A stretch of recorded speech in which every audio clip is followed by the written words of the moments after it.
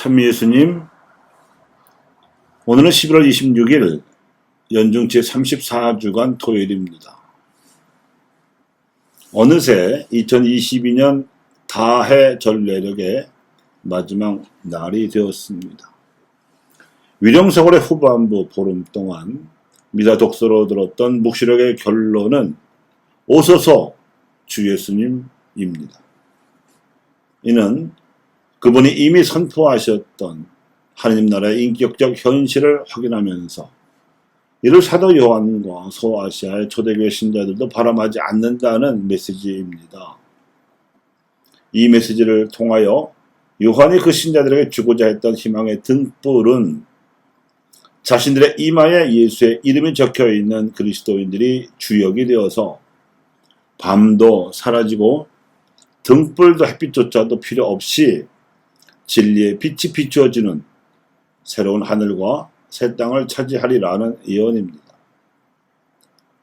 주 예수님을 그리스도로 믿는 신앙인들의 인격이 지녀야 할 영적 기준을 인호로, 갖춰야 할 정신적 소양을 진리의 빛으로, 그리고 도달해야 할 사회적 목표를 새 하늘과 새 땅으로 제시하는 것입니다. 이 새 하늘과 새 땅은 수정처럼 빛나는 생명수의 강이라든가 12번 열매를 맺는 생명나무와 같은 환시가 묘사하듯이 이 현실의 풍요로움을 상징적으로 표현합니다. 예수님을 주님이시며 그리스도로 모신 신앙인들이 정신적 소양으로 갖춰야 할 이 진리의 빛은 하느님께로부터 나오는 빛으로서 자유와 사랑 그리고 정의와 평화의 스펙트럼으로 나타납니다. 이것이 개별 인생과 인간 사회를 지탱해야 할 최고선의 진리에 대한 인식입니다. 진리의 빛도 열과 힘을 냅니다. 사회를 하느님의 나라로 거룩하게 변화시킬 수 있는 에너지가 진리의 빛 속에 담겨 있다는 뜻입니다. 이 진리를 믿고 있는 신앙인들도 세상을 하느님께서 보시기에 좋은 상태로 변화시켜 나가려면 진리의 빛이 주는 열과 힘을 받아 충만해야 합니다. 진리를 향한 뜨거운 향학열과 자유와 사랑, 정의와 평화를 위한 소명의식의 활기찬 기운 등이 진리의 빛을 받은 신앙들이 보여줘야 할 풍요로운 생기입니다. 그래서인가요? 오늘 복음에서 예수님께서도 제자들에게 이렇게 말씀하셨습니다. 너희는 스스로 조심하여 방탕과 만취와 일상의 근심으로 너희 마음에 물러지는 일이 없게 하여라. 마음이 물러진다 함은 긴장이 풀어져서 어떠한 열도 기운도 내지 못하는 상태입니다. 에너지가 방전된 상태라고 할 수 있습니다. 우리 신자들이 이렇게 마음이 물러지지 않기를 바랍니다.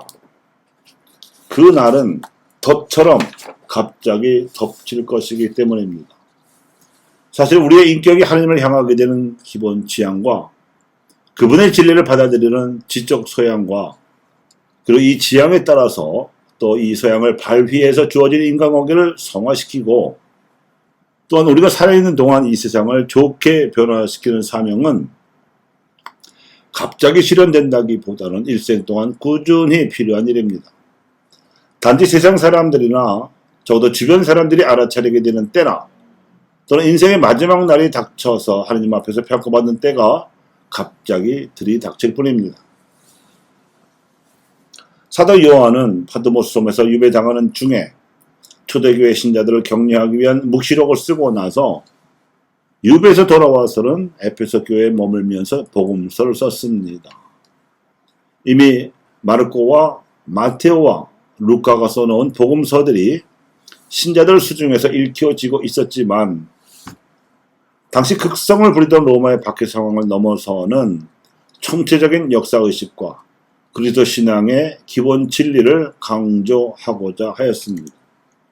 그래서 앞선 복음사가들이 예수님 가르침의 대주제로 소개한 하느님 나라 또는 하늘나라 내지 가난아이들의 복음화 대신에 요한은 이런 목표들이 신앙인들이 힘써 성취해야 할 목표라는 뜻으로 영원한 생명으로 바꾸어 소개하였습니다.